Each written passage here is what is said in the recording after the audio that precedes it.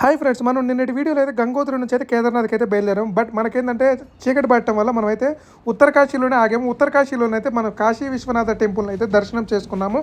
ఈ రోజు ఈ వీడియోలో మనం ఉత్తరకాశీ నుంచి అయితే కేదార్నాథ్ జర్నీ అనేది పూర్తిగా చూపిస్తాను. ప్లీజ్ నా ఛానల్ అయితే లైక్ చేయండి, సబ్స్క్రైబ్ చేయండి, వీడియోని మాత్రం పూర్తిగా చూడండి.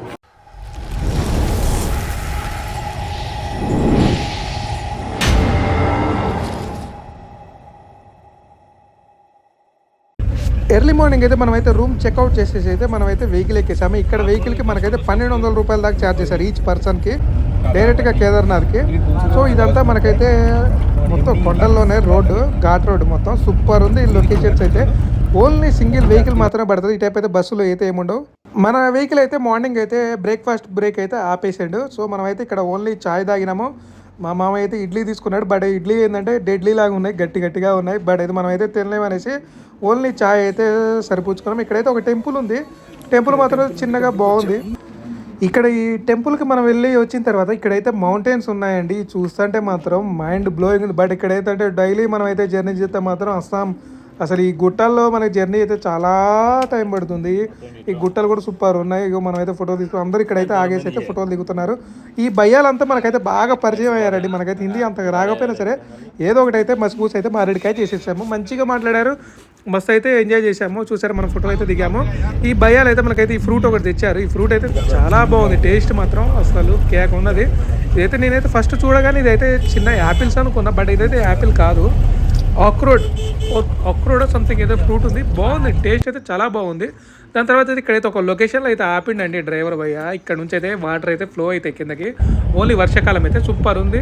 దాని తర్వాత అయితే మన గంగా నది బ్రిడ్జ్ కాడికి అయితే వచ్చాము. ఈ బ్రిడ్జ్ అయితే సూపర్ ఉంది. చూసారు, ఇదంతా చుట్టూ ఇల్లులు, ఇదంతా ఒక విలేజ్ ఇది. సో వర్షాకాలంలో అయితే ఈ గుట్టల్లో వాళ్ళైతే ఎట్లా ఉంటారో కానీ భయంగా ఉండాల్సి వస్తుంది. నాకు తెలిసి ఆ గుట్టలోంచి ఏరాలు వచ్చి మీద పడతాయని అయితే కొంచెం భయం అయితే ఉంటుంది. గంగా నది మాత్రం ఇక్కడైతే తక్కువ ఉన్నది. ఇక్కడైతే అయిపోతే మనం అయితే బ్రేక్ఫాస్ట్ కోసం అయితే ఒకసారి ఆగినాం. ఆలు పరాట అయితే తిన్నాము. దాని తర్వాత అయితే బయటకు వచ్చి ఇక్కడ లొకేషన్స్ అయితే చూసాం. మస్త్ ఎంజాయ్ చేసాము.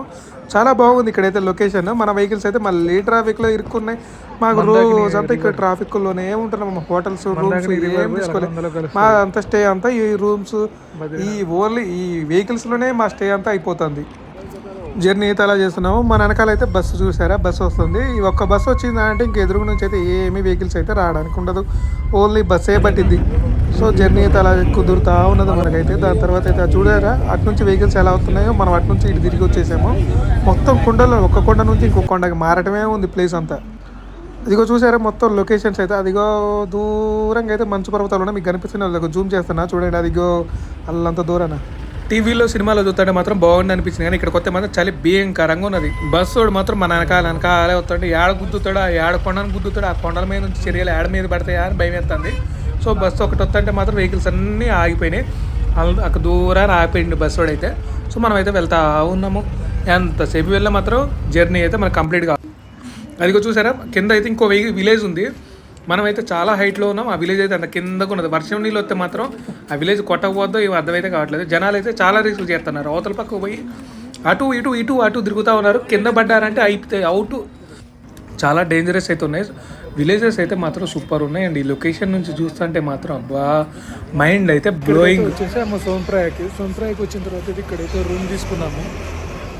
ఇది హోటల్ దేవ్ ఏజే అయితే రిసెప్షన్. ఇక్కడ నుంచి అయితే లోపలికి వెళ్ళేసి అయితే మనదైతే రూమ్ ఉంది, చూపిస్తుంది. అది కూడా బాగుంది రూమ్ అయితే. ఇక్కడే ఫుడ్ ఉంది, రెస్టారెంట్ ఉంది ఈ హోటల్లోనే. ఇది సీతాపూర్లో ఉంటుంది. ఇక్కడ నుంచి అయితే మనకు వాకబుల్ డిస్టెన్స్ సీతాపూర్ నుంచి సోన్ప్రయాగ్ అయితే వెళ్ళచ్చు. ఇక్కడైతే ఇడ్లీ మనం దీంతో పాటు ఫ్రెంచ్ ఫ్రైస్ అయితే ఆర్డర్ పెట్టాము. మన భయ్యా ఉన్నాడు ఇక్కడ. ఇడ్లీ వచ్చేలోపు అయితే మన ఫ్రెంచ్ ఫ్రైస్ అయితే రెడీ అయినాయి. మనకైతే టమాటో చట్నీ ఒకటి అయితే తెచ్చిండు. ఆ టమాటో చట్నీ అయితే మనం అయితే తినలేము. మా మామ అయితే ట్రై చేసిండు టేస్ట్ అయితే. బట్ అయితే మనకి ఇల్లు అయితే ఉన్నట్టు ఉండదండి. మనమైతే ఫ్రెంచ్ ఫ్రైస్ అయితే వేసేసాం. ఫ్రెంచ్ ఫ్రైస్ అయితే తీసుకున్నాము. మనకు సూపర్ ఉంది. అచ్చా హై భయ్యానే చేసింది ఇక్కడ.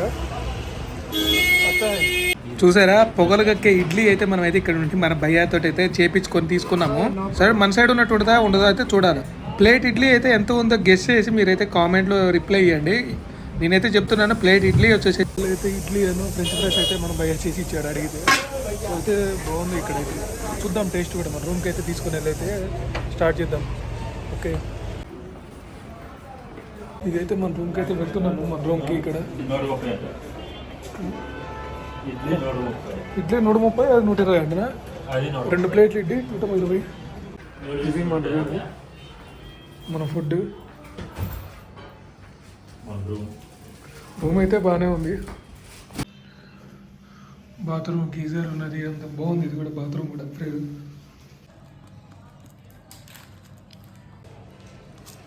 ఫ్రెంచ్ ఫ్రైస్ అండ్ మనం అయితే ఇడ్లీ అయితే తినేసేసి అయితే లాగించేసి అయితే పడుకున్నాము. పొద్దుగానే లేచి అయితే మనం అయితే కేదార్నాథ్కి అయితే ట్రెక్ చేయాలి. So thank you friends. Please నా ఛానల్ అయితే లైక్ చేయండి, సబ్స్క్రైబ్ చేయండి, గంట సింబల్ కూడా